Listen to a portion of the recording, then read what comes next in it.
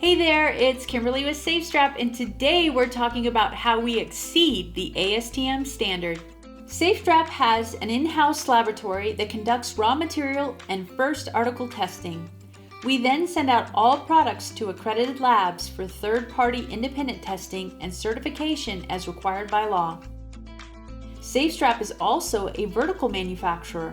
We design and own our own tooling. We mold, produce the fibers, buy American raw materials, and weave, cut, sew, and pack in our factory, all right here in the USA. Finally, SafeStrap tests the fit and function of our restraints. In fact, we have just about every shopping cart made or distributed in North America in our testing facilities.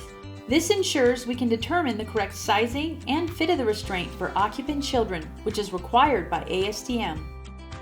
By making regulatory compliance, quality assurance, and testing important, we maintain the documents needed to evidence these important functions that help in the defense should a claim arise. If you have any further questions, simply contact myself or a SafeStrap team member today.